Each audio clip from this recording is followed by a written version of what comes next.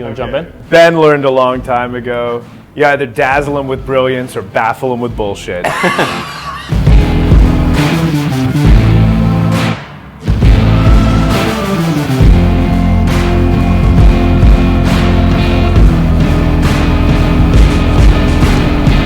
What's up, everybody? Welcome to another episode of Wine and Wisdom. I'm here with two of my absolute favorite people, Mr. Ben Belack. Hi. You are right, Mr. Zach Goldsmith. The enemy. The enemy. Yes, exactly. I'm the good guy. Legitimately two of my favorite people and two of the best in the business, and I say that not to be kind because I genuinely believe it. Oh. Yeah. Thanks. Yeah. What episode is this? The next one. Oh, okay. Yeah, it's the next episode. What career are we referring to? I have selected a wine, which we are going to pour and do a blind taste. I know what it is. Ben California doesn't know what Cab. it is. It's California Cab. He already knows, damn it. And I am the do the honors. referee in this. No, you're going to help also. Holding, number 43. Holding, number 43. Why are you shaking during the pour? I'm nervous. A lot of past nice drug pour. usage. So whoa. What? I'm a lot lower. I did It's the exact same. No, it's lower. He's a trained professional. He would I just, purposely do it's it. enough to start, It's a right? starter. This is a starter? Yeah. dude, All right. drink the So bottle. we're going to, are we? The whole thing? Why not? So the first thing I do is I look at it. I think you get a lot of information from it. It's pretty gold. And so that's always a big indicator, usually of a lot of oak. And then also you can see like a lot of, I don't want to say legs because it's the glasses, but if these glasses were properly primed, there they are. Now it's coming down. So that is an indication of viscosity, and viscosity is usually an indication of a New World or a lot of alcohol. You want to jump in? Ben learned a long time ago, you either dazzle him with brilliance or baffle him with bullshit. And I think we are in the middle of two roads right now. Do you know what's funny? Is one of my clients said to me recently that I was the king of bullshit. Yeah.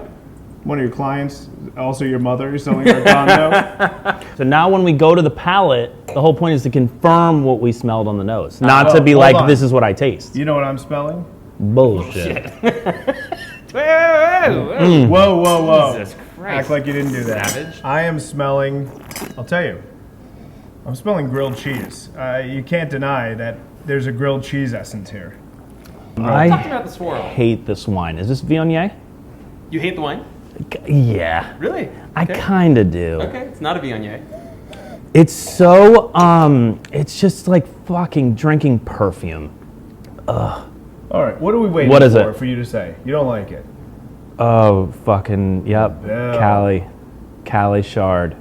Wow. Cali Shard. No usually wonder. Alex buttery, idea. high in sugars. That's why I hated it. Very, very interesting time we find ourselves in right now. Uh-huh. I just want to have a just open discussion about it. What are you guys seeing? What are your thoughts on it? Obviously, there's mixed opinions. A lot of them, I think, sort of unfounded and uneducated. I think a lot of people feel like the sky is falling just because the market is shifting. What are your guys' general thoughts? Let me start with the uneducated version before Ben jumps in and baffles us with bullshit. Well, I saw 41% of sales go down in the month of March. Ben and I, by the way, so this side of the table, Ben and I are both analytical. We both are, we study obsessively and really like to just kind of, become the experts on whatever it is we're talking about. You seem like a just shoot from the hip kind of guy. Yeah, do some coke, then go into the listing appointment. Works every time. You guys listen, you guys are like machines. You guys are like wines produced in Central America, just mass produced to make money. Add whatever you can. Where the grapes from? We don't care, bring it. And it works for you. It's like this is what Tom Ferry. You believe in this shit. I consider myself more of like a small batch winery vineyard in the south of France in a small town. I don't produce the numbers that you do, Great metaphor. but we are Wow. very specific in what we do, who we deal with, and I find I lead a happier life because of it. Probably happier than you two. You seem happy. I'm not. It's the gummy, and it's finally kicked in. So Today. This is okay, non-evergreen. so I think we're obviously at a very interesting point. We have had out of control real estate numbers, out of control stock numbers. inflated crypto, whatever crypto even means. Yeah. But, okay, so crypto's part of this. There's a lot of different elements to this. Obviously, at the core of what's happening right now is rising interest rates, right? The day that we've all been talking about, that we've all been forecasting, it's finally here, right? It's no longer theoretical. It's here. It's at our doorstep. Rates went up from 3% to 4.5% seemingly overnight. Will likely be 5% by next month, and probably into the 6s by Q3, right? Come Q3, the first day of Q3, we will, by definition, officially be in a recession. There's a couple things that are going on here. I think that if you ask an agent right now, how's the market? And they say, oh, it's crazy, or oh, it's just going to keep going up. I think you have to be careful putting your stock in them as your guide, because the truth is at the beginning of the pandemic, the government had a choice.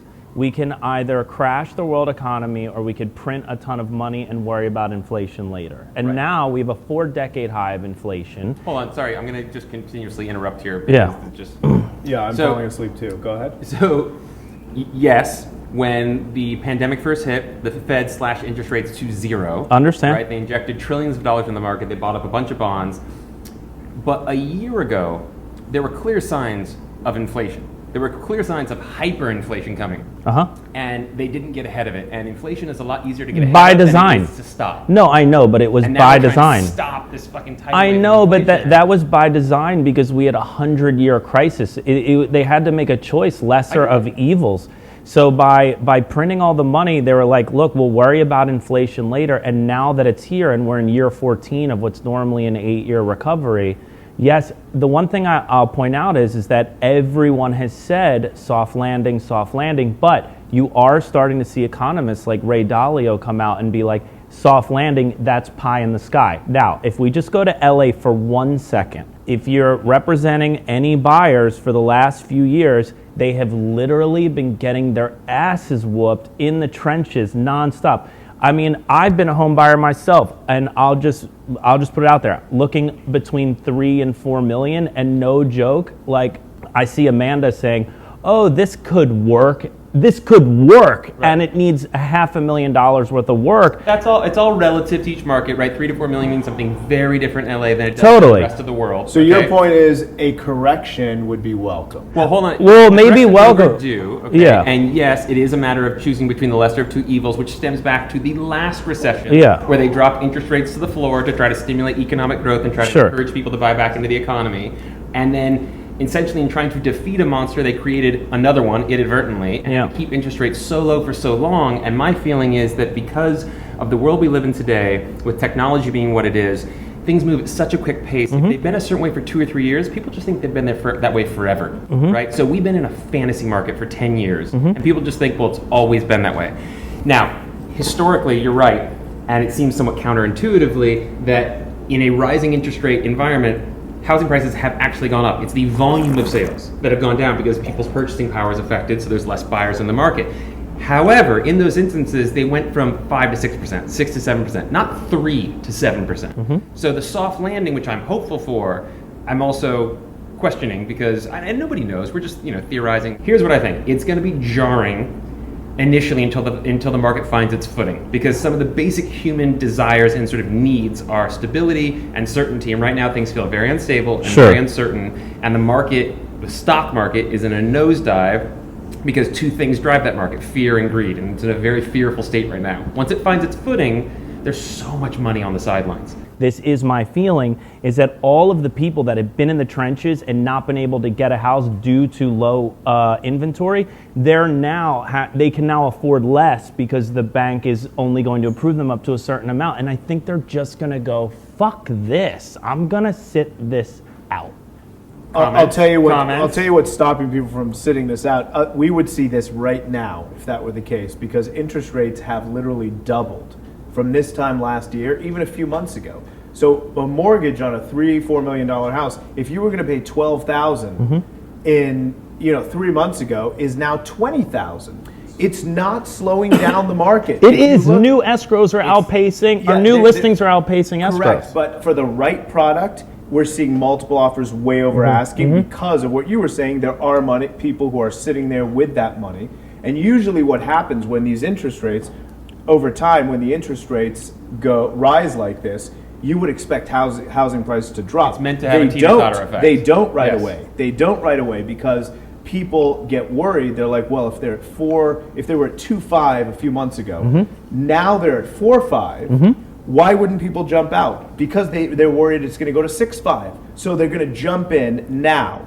Yes. Once that gets to a level of where it was 10, 15 years ago in the 6s, I think we're going to see it finally level yes, out. I don't think we're leveling out at that pace now. No, I agree. I think this is going to be a slow bleed in the respect that look, rates are climbing a much faster than I think any of us anticipated, myself included. So the market's going to shift faster than I think a lot of us anticipated. But it's still a relatively slow bleed, meaning it's not event driven, right? Meaning there isn't like a catastrophic earthquake or a terrorist attack that just brings the market to a screeching halt in a day.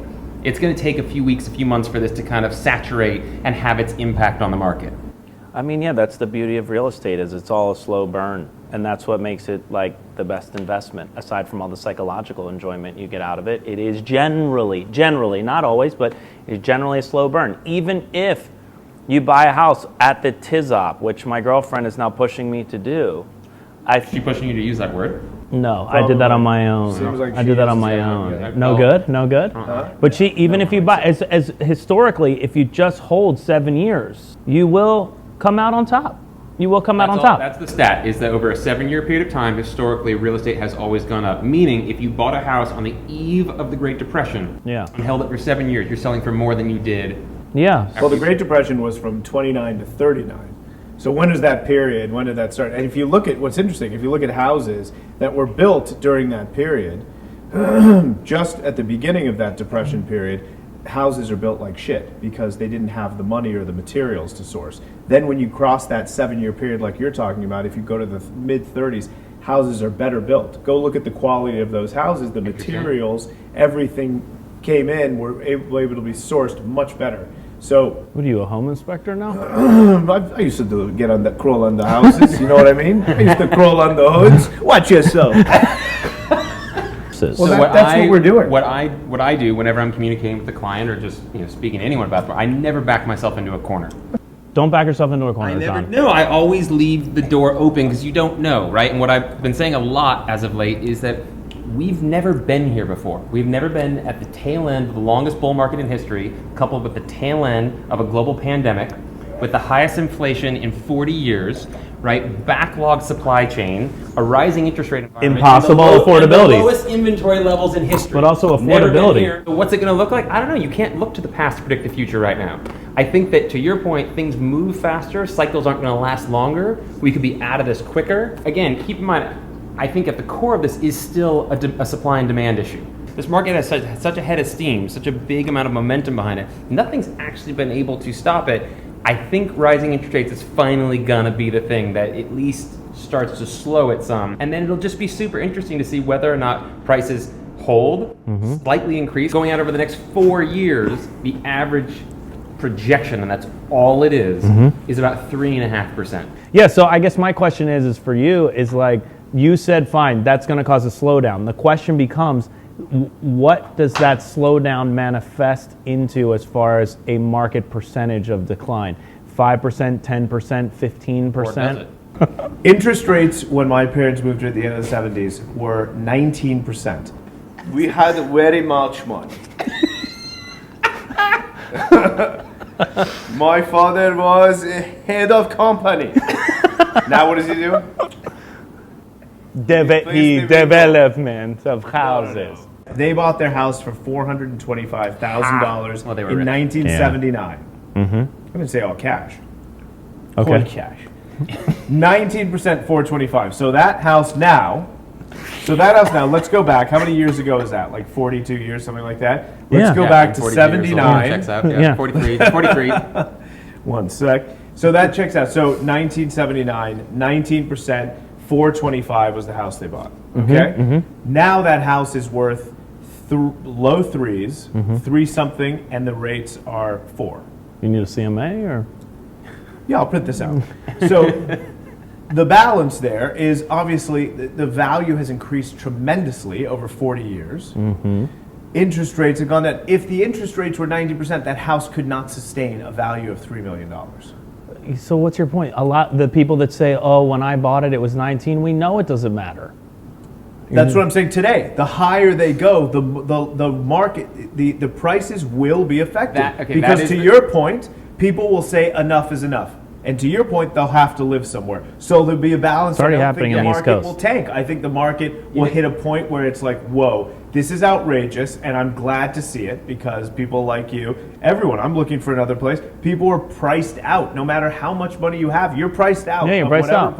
Whatever range you want to be in. And if it's less house, you're not even enthusiastic about it. I mean, it is. No, but you know what? You make it now what you want it to be. And I think COVID has changed our visions. COVID has changed the world enough where I don't think moving forward we'll see our homes differently anymore.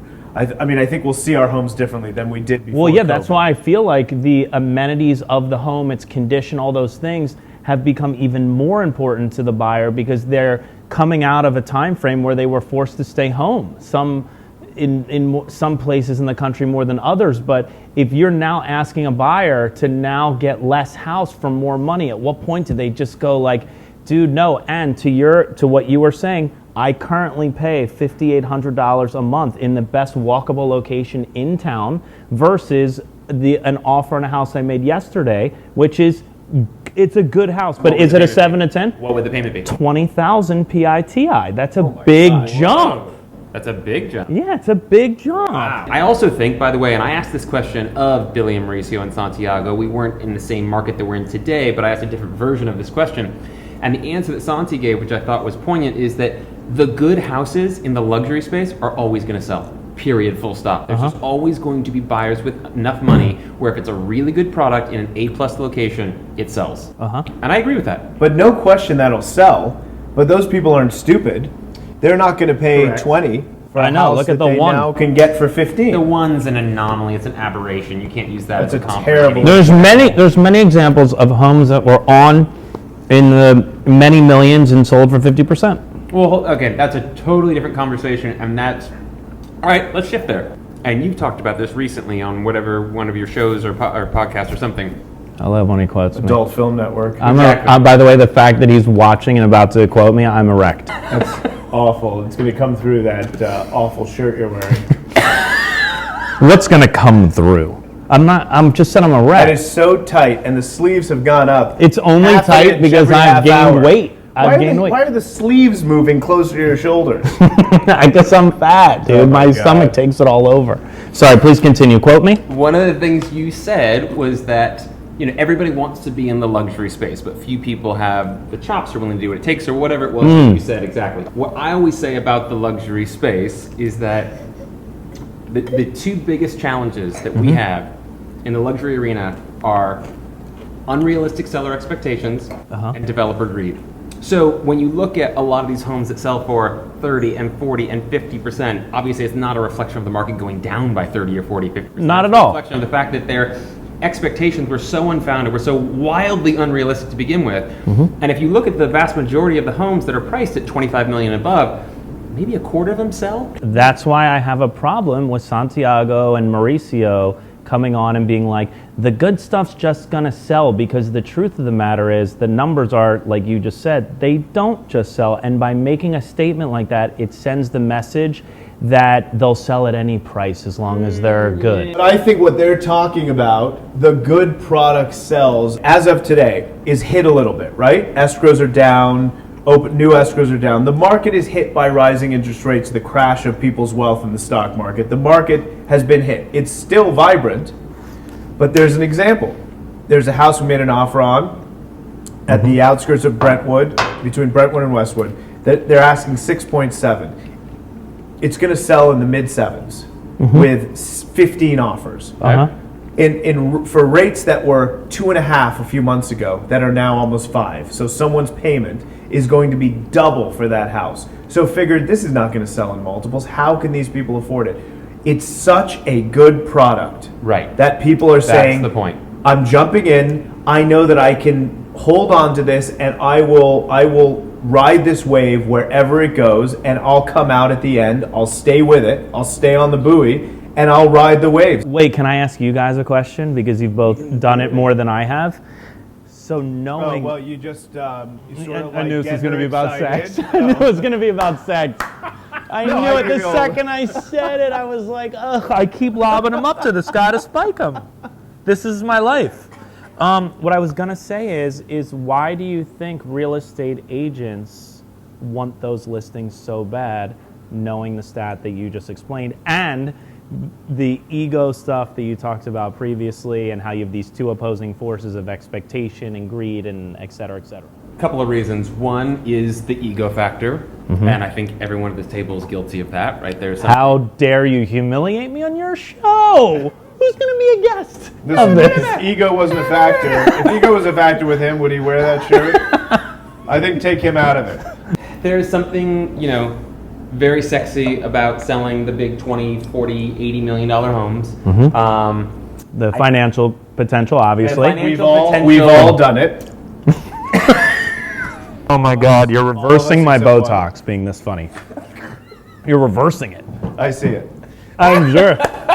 I see It's like coming out of my eyes. I think that one of the coolest things about what we get to do is that we get to see inside some of the most beautiful homes in the world. Homes that, again, we take this for granted. We really do. Like, most people never get to see inside of the homes that we get to sell and work with.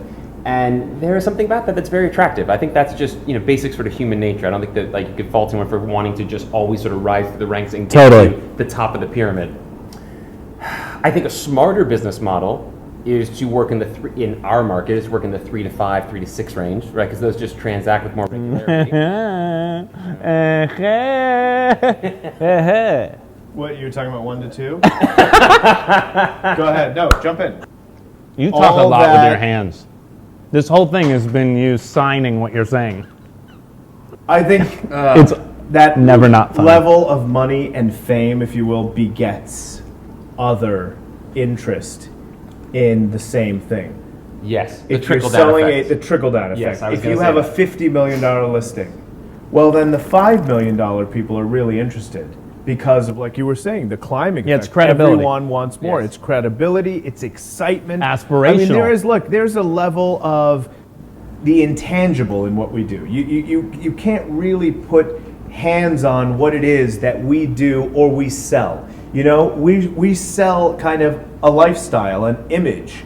I deliver what I deliver no matter what, and I try and adjust it to the room.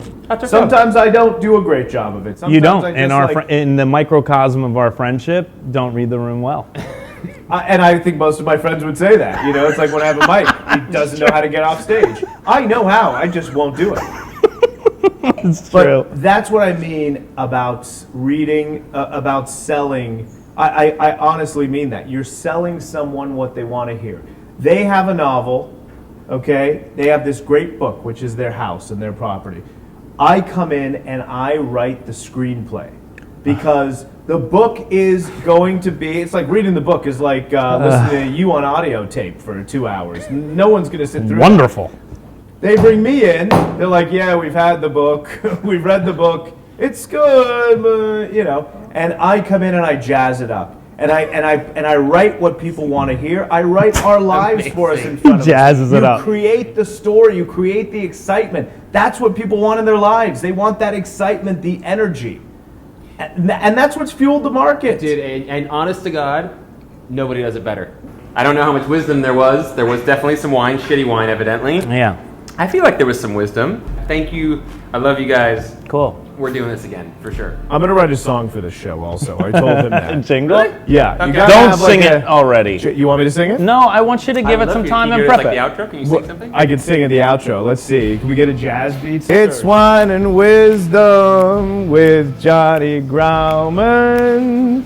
Get your real estate news while sipping fine wine and booze. He's Jon Grauman. No, you know what? I will write an ending to that, and I will record it, and you can use it on the show. Oh my God. Bobbity bomb. Cheers. Bomb. Cheers. Pour yourself a glass, baby. All right, everybody. I hope you enjoyed this episode of Wine and Wisdom with these two crazy characters. If you want to watch another episode, please click here or click here and tune in for the next one soon.